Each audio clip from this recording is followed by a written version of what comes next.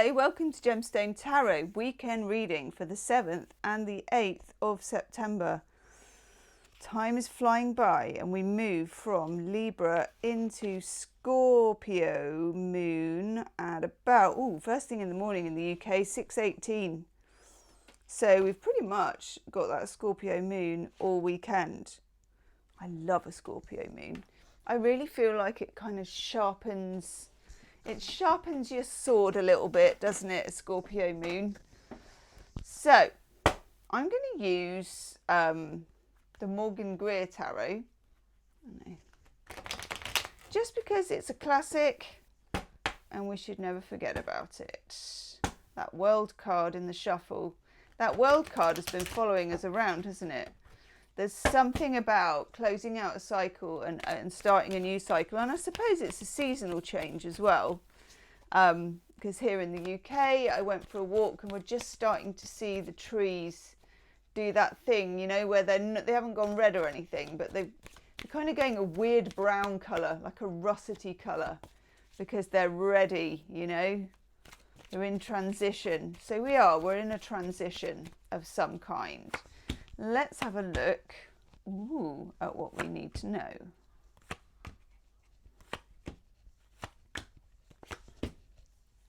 Gosh. Oh, you pesky. Bottom of the deck, we've got Judgment in the reverse.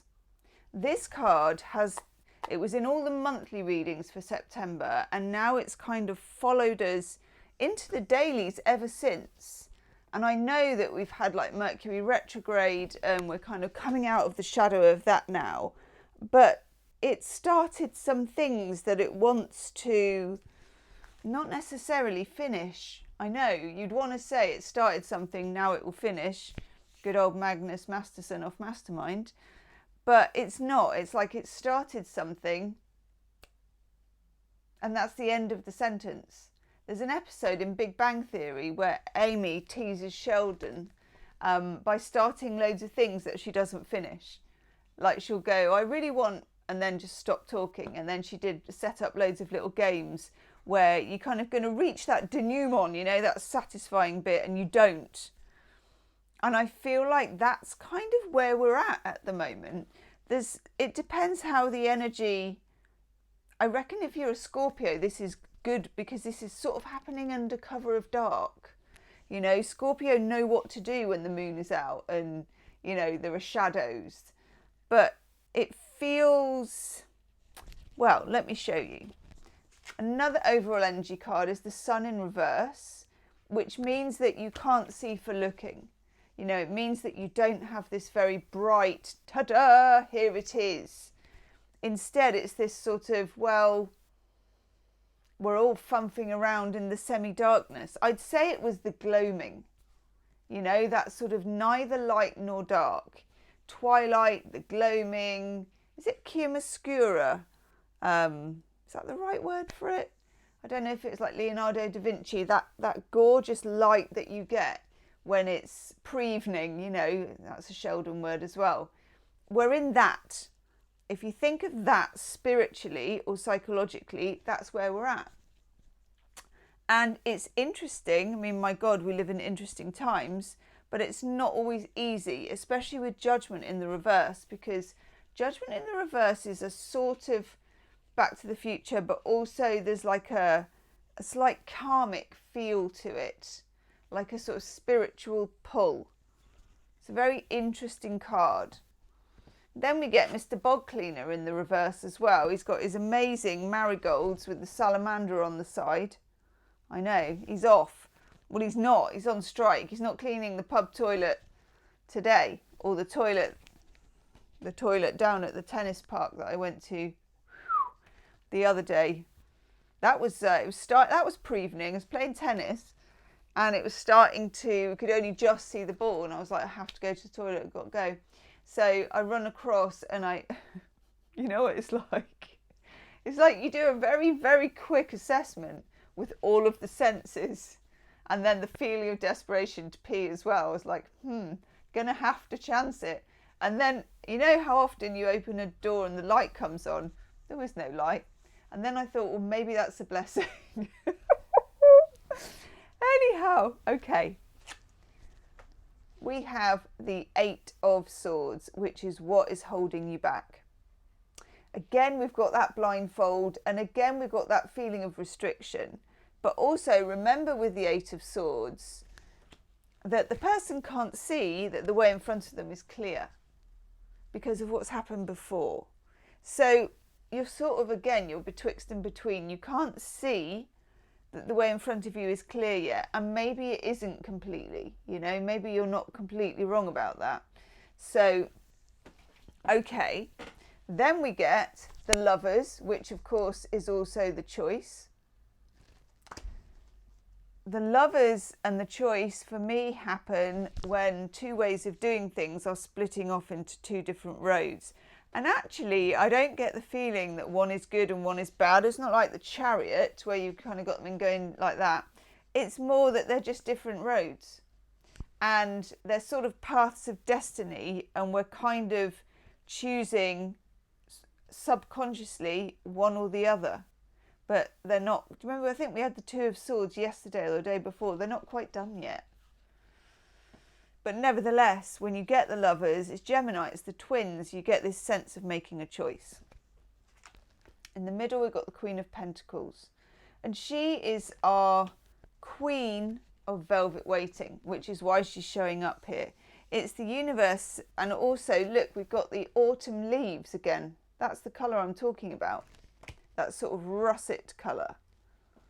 She is elegant, she's not sweaty, she's not worrying about not being there yet. She knows what she wants. The goal is in mind, but she's also very happy where she is. And it's very important to become very comfortable where you are, even if it's not where you want to be. Okay? Also, I'm getting a message that things are in hand. You don't have to worry about not getting it. But we have the Fool in the reverse. And when the Fool is in the reverse, it's a little thing from the universe saying, not quite yet, not quite yet. Because the Fool is like taking a leap of faith, zippity doodah, let's go. And it's like, no, not quite yet. And I always heed that because the Fool is such a gorgeous card and it's so optimistic. But when it's in its reverse, I find it a very powerful card for saying you don't have the timing with you right now. You know, you don't have the wind blowing in your direction to carry you through. And then we have the 9 of Wands in the reverse, which is about being defensive, having good boundaries, but also being over defensive. And it's about staying open when it's really difficult to do so, because it feels like you want to protect yourself and not take chances. And the Fool is in reverse saying don't take big chances, but at the same time you're sort of towing this line with the Queen of Pentacles of, again, like we had yesterday with In Between Worlds, of being betwixt and between. And, you know, if you can find a good book and just go and read it, that would probably be a really good idea, or have a nap. Do you know what I mean? It's that kind of energy where it's that Wayne Dyer.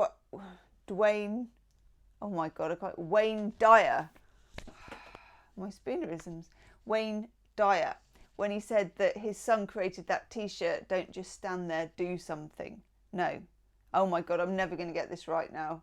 My brain is completely melted. Don't just do something, stand there.